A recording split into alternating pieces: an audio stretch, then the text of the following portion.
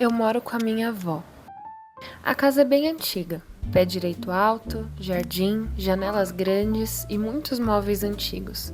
Aquele de madeira mesmo, sabe? Que tem mais idade que eu. Foi meu bisavô que construiu essa casa. Aqui é cheio de coisas: fotos, vídeos, pertences antigos. Mas os meus favoritos são os que falam da Rússia, que é de onde a minha família veio. Imagina então como eu fiquei obcecada quando eu encontrei a biografia do meu bisavô que ele mesmo escreveu. Breve biografia do pastor Andrei Yastrebov. 1. Nascimento e infância. Nasci no dia 30 de novembro de 1913, na linda aldeia Nikolaevka, com cerca de 50 mil habitantes, no estado da Bessarabia, atual Moldávia, da Rússia União S-Soviética. Estou com 83 anos, graças a Deus, nem acredito. Eu me chamo Lili Yastrebov Naliagaka. O Bisa é meu pai, né? Seu Bisa. Ele foi uma pessoa muito boa, muito carismática, ajudava muitas pessoas. Ele foi pastor por 22 anos numa igreja batista. O que eu sei que ele contava, que ele era um menino de muita fé.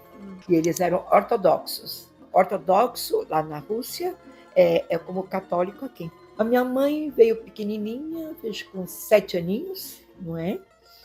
E ela veio da Polônia.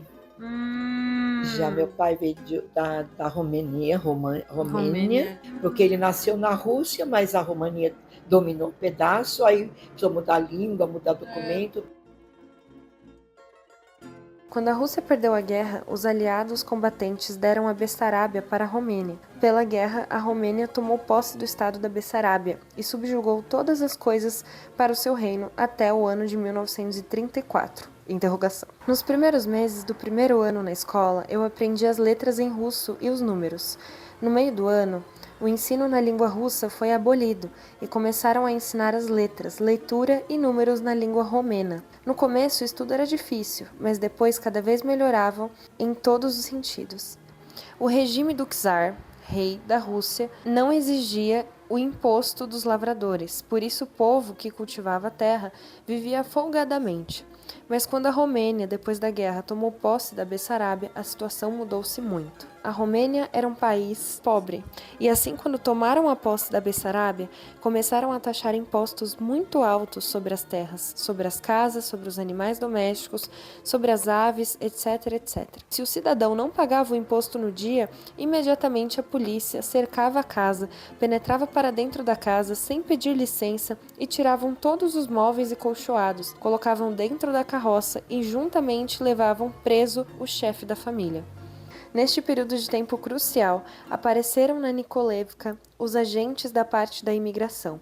Convidavam o povo que quisesse ir para o Brasil, onde o governo necessita de bons trabalhadores e por isso o governo brasileiro pagará totalmente a passagem e dará para cada trabalhador 10 alqueires da terra virgem para cultivar. Meu pai, no começo, não aderiu à propaganda, mas meu irmão mais velho, Trofim, e a minha mãe gostaram muito da ideia e convenceram meu pai a se inscrever para o Brasil. Lembro-me que o meu tio Larion dizia dezenas de vezes naquela última noite à minha mãe: querida irmã, como eu gostaria que você não saísse daqui para o Brasil, pois eu sei que vocês vão sofrer muito com seu marido doente e seus filhos todos pequenos, num país estranho, onde tudo será diferente, trabalho, costumes e sem nenhum próximo parente seu. Mas a minha mãe e nós respondíamos: nós não vamos ficar ali por muitos anos, apenas vamos ganhar o dinheiro e depois voltaremos. Mas ele afirmava: não, este é o nosso último momento, nunca mais nós nos veremos aqui na terra. Ele estava certo. O meu avô, pai da minha mãe, Martinuk, né? Eles eram bem de vida, eles tinham plantação de trigo.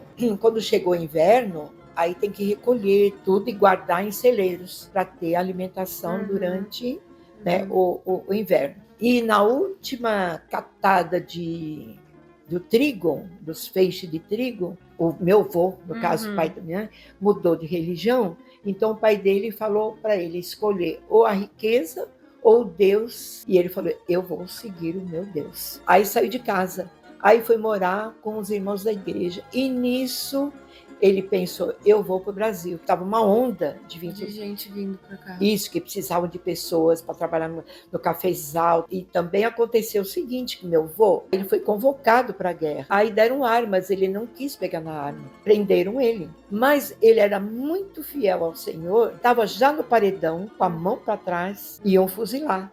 E na última hora chamaram João Martinhuca. E aí então eles resolveram vir para o Brasil. Desde manhã até a tarde, o navio recebia os passageiros famílias, os imigrantes que iam para o Brasil. Antes de anoitecer, o navio parecia uma cidade, de tão grande. Se deslocou do porto, deixou a cidade de Hamburgo e avançava-se para dentro do mar. No dia seguinte, ao levantarmos, olhamos para todos os lados e víamos somente as águas, nada de terra. Víamos baleias, grandes peixes, acompanhar o navio.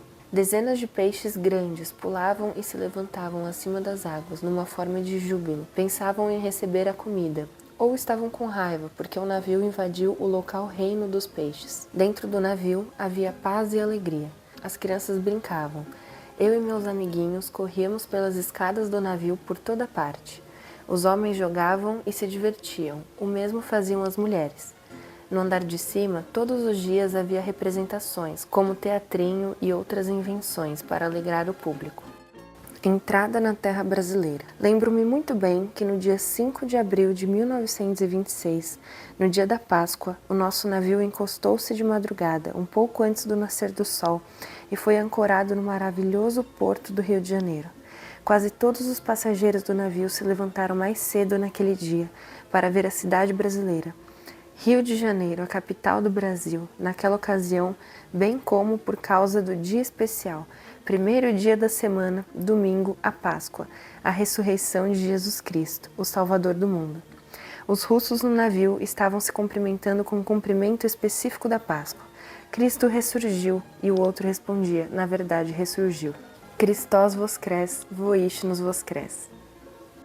A minha mãe, ela era amiga de uma esposa de pastor. Até ela falava, jamais você é esposa de pastor, porque via a luta que é. Quando o marido viajava, ela ia dormir na casa, fazer companhia. Minha mãe tinha uns 17, talvez 18 anos, por aí. Ia dormir na casa dela. Meu pai estava na Varpa. E ele tinha ido lá para Varpa, o marido dela, porque ela tinha uma igreja russa. O marido da amiga. Marido da amiga. As famílias juntavam e recebiam em casa, né? Porque aí nesse tempo ele já era convertido, né? Ele recebeu na casa dele esse cara. Aí eles falavam assim, tem uma moça muito boa, aprendada, inteligente, uma menina bacana, tal, não sei o quê, uma menina de Deus, tal. Falava pra minha mãe, tem um rapaz bonitão lá, assim, assim, assim, assim, né? Aí eu não esqueço quando minha mãe falava isso. Aí estava tudo na igreja, lá na Vila Bela, tudo lá na igreja, ela ia falar uma poesia. Depois falava assim, ele tá aí, o André. O coração dela bateu. Quando ela viu ele, ela falou assim, não vou falar poesia hoje. Porque ela ficou nervosa. Aí se apresentaram, aí começaram a namorar. Aí ele começou, levou ela para casa, que a igreja era perto, levou. Quase essa parte, quando ela falava. Aí eu corri para ver como ele andava. Aí eu vi ele todo elegante, bonitinho. Meu pai é lindão, né? Aí ficavam namorando de carta. E assim foi. Em 6 meses eles casaram. A minha esposa sempre lembrava da minha proposta, antes do nosso casamento, quando eu lhe disse: Anastácia, eu sinto que Deus me chamou para o ministério de pregar o Evangelho de Jesus Cristo. Eu estou pronto para ir a qualquer lugar que Deus me chamar, tanto no território brasileiro como no estrangeiro. Eu sei que não será fácil para você deixar aos seus pais, sua família e seus amigos. Pense nisto seriamente e resolva, conforme a vontade do seu coração, para depois não se arrepender e não chorar a sorte que escolheu. Eu também sou pobre e não poderei lhe prometer uma vida folgada, mas pelo contrário, uma vida duríssima e penosa. Depois de orar e meditar, Anastácia me disse: eu te amo e por isso irei com você para onde Deus te chamar, para trabalhar e viver juntos até que a morte nos separar. Meu avô escreveu uma carta e falou, André, tem um terreno pertinho aqui da gente, né? E o sonho do meu pai é trabalhar com os russos. Aí alugaram um salão e ele foi pastor daquela igreja. Aí ele construiu, sou engenheiro, não precisa nada, ele que fez todas as divisórias, todos os negócios. Tinha uma classe que então, teu bisa também, que partiu de pai, dava aula para os russos. E assim foi, fez o pastorado dele. A construção do templo foi um milagre. A igreja não tinha dinheiro, mas Deus me animava e eu encorajava os membros da igreja e assim construímos. Na construção eu trabalhei de servente, puxava de carriola a terra muitos dias, fazia reboque para pedreiros, fazia armação de ferro para bendrames e colunas, carregava concreto para fundir as lajes, etc. Isto porque a igreja não tinha recursos e eu substituía, dava parte da minha vida de graça para poder terminar a construção do templo. Ele teve programa de rádio, 15 minutos em russo e 15 minutos em português. Quando os russos fizeram 50 anos aqui no Brasil, ele que promoveu a festa, veio vereador, veio tudo, eu tenho as fotos. Coral de 150 vozes, ensaiava, foi lindo, lindo. Trabalhava numa missão de russos também. Ele ia de igreja em igreja, porque na Rússia não podia entrar a Bíblia. Ia nas igrejas, levantar oferta para comprar Bíblia, porque levavam Bíblia escondida. E tinha que é um tal de pastor André também, ele tinha um caminhãozinho que ele tinha assim, ele fazia contrabando das Bíblias. Então meu pai fazia esse trabalho também. Aí ele foi como turista. Aí como se evangelizava? Tudo no segredo. A Associação Evangélica Eslava em Wilton, Estados Unidos, pediu para mim fazer a campanha de Bíblias, dentro do possível, junto às igrejas evangélicas e crentes em particular no Brasil, a fim de comprar e mandar as Bíblias para a Europa. Mandam para países livres, onde os seus missionários trabalham e de lá se encarregam de distribuir pessoalmente os volumes sagrados para os países comunistas. O trabalho é arriscado e árduo, mas conseguem fazer com o auxílio de Deus. Agradeço a minha esposa pelo auxílio prestado na campanha das Bíblias. Agradeço também à Associação Evangélica Eslava pelas orações, incentivo e auxílio em geral na campanha de Bíblias. Que Deus vos abençoe, a todos vós, ricamente, pelo tão grande benefício que prestastes ao povo necessitado e faminto espiritualmente, que vive na Europa, sem a devida liberdade religiosa. Muito obrigada a todos.